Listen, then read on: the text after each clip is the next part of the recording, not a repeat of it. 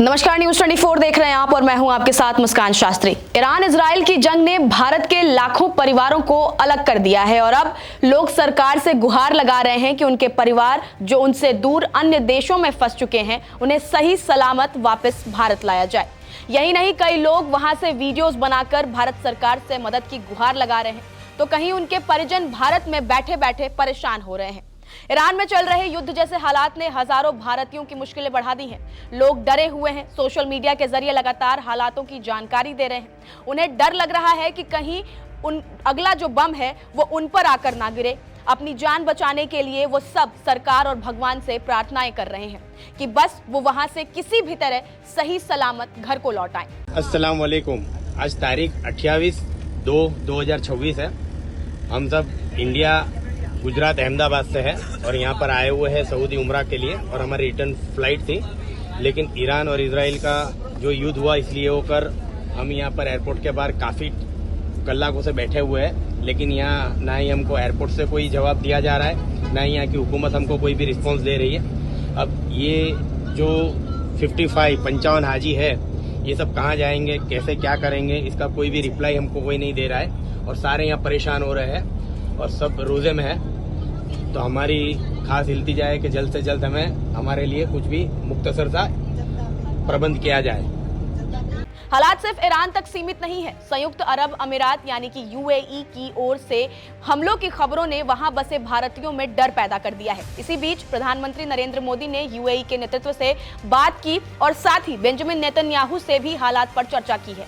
भारत की पहली प्राथमिकता साफ है कि अपने नागरिक सुरक्षित रहें और क्षेत्र में शांति बनी रहे। अब सवाल है कि वहां कितने भारतीय फंसे हैं और वहां रह रहे हैं। अगर आंकड़ों की बात करें तो तस्वीर काफी बड़ी है। ईरान में करीब 10,000 भारतीय रहते हैं। इजराइल में लगभग 40,000 भारतीय बसे हुए हैं, लेकिन सबसे बड़ी संख्या खाड़ी देशों में है। खाड़ी सहयोगी परिषद यानी जीसीसी के देश गल्फ कॉरपोरेशन काउंसिल जीसीसी में सऊदी अरब, यूएई, कतर, कुवैत, ओमान और बहरीन शामिल हैं। 2024 तक इन देशों में 90 लाख से ज्यादा भारतीय रह रहे थे। कुछ आकलन इसे 85 से 100 लाख यानी 8.5 से 10 मिलियन के बीच बताते हैं। अब आप ये भी जान लीजिए कि आखिर सबसे ज्यादा भारतीय कहां हैं।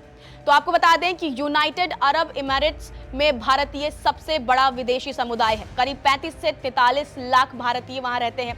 कुल आबादी का लगभग 30 से 35% हिस्सा है ये। यूएई की आबादी लगभग 1.1 करोड़ है। इनमें बड़ी संख्या मजदूरों, कर्मचारियों, इंजीनियर्स, हेल्थ सेक्टर के प्रोफेशनल्स, रिटेल और बिजनेस से जुड़े लोगों की है। करीब 15% भारतीय अबू धाबी में रहते हैं, बाकी दुबई और अन्य अमीरात में। लगभग 10% लोग परिवार पर निर्भर हैं। वहीं सऊदी अरब में भी लाखों भारतीय बसे हुए हैं। खाड़ी क्षेत्र में भारतीयों की लगभग आधी आबादी सिर्फ यूएई और सऊदी अरब में ही है। कतर की बात करें तो कतर में करीब 8 लाख भारतीय रहते हैं। ये देश की कुल आबादी का करीब 31 लाख का हिस्सा है, जो लगभग 25% है।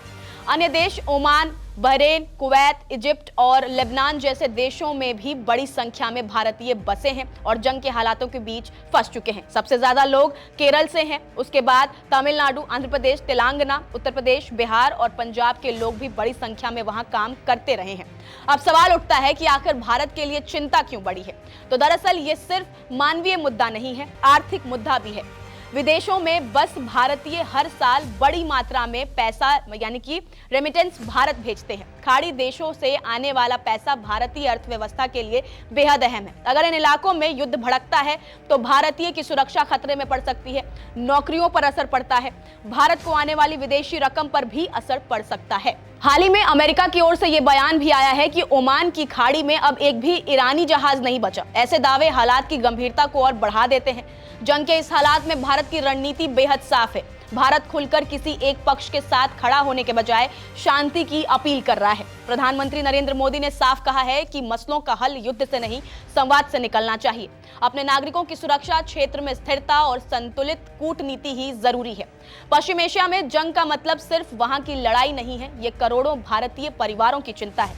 ये भारत की अर्थव्यवस्था से जुड़ा सवाल है, इसलिए भारत हर कदम बहुत सोच समझकर उठा रहा है, क्योंकि दाव सिर्फ राजनीति का नहीं, अपने लोगों की जिंदगी का भी है। वहीं आपको बता दें, बढ़ते तनाव के बीच भारतीय यात्रियों की घर वापसी के लिए बड़ी पहल की गई है। घरेलू एयरलाइंस ने फंसे हुए लोगों को निकालने के लिए स्पेशल रिलीफ फ्लाइट्स चलाने का ऐलान किया है।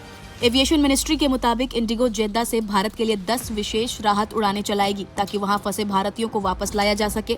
वहीं स्पाइस जेट ने घोषणा की है कि वो संयुक्त अरब अमीरात से आज 4 विशेष उड़ानें संचालित करेगी। ये उड़ानें फुजैरा से दिल्ली, मुंबई और कोच्चि के लिए होंगी। इनमें से 2 फ्लाइट्स मुंबई के लिए होंगी ताकि ज्यादा से ज्यादा यात्री जल्द घर पहुंच सके। और आप देखिए कि घर लौटे भारतीयों ने जंग की स्थिति को लेकर क्या कुछ बताया। Good now, we took the flight and all is good. वैसे आप लोगों ने वहाँ पर शेलिंग देखी, आप धमाकों की आवाज नहीं, आवाजें तो थी लेकिन डिफेंस सिस्टम बहुत अच्छे से काम कर रहा था, तो कोई भी मिसाइल गिरी नहीं, सब वहीं स्काई में ही एक्सटिंग्विश हो जा रहे, इंटरसेप्ट हो जा रहे। आप फैमिली के साथ वहाँ पर रह रहे थे, जी। लोगों के बैन में डर वगैरह था बच्चों के लिए? डर की बात नहीं, इंटरसेप्ट। नाम क्या? नमस्कार, मैं हूं मानक गुप्ता। अगर आपको हमारा ये वीडियो पसंद आया हो तो इसे लाइक और शेयर जरूर करें और हाँ, हमें सब्सक्राइब और फॉलो करना ना भूलें ताकि आप देश और दुनिया की कोई खबर मिस ना करें। तो जुड़े रहिए हमारे साथ और देखते रहिए न्यूज़ 24।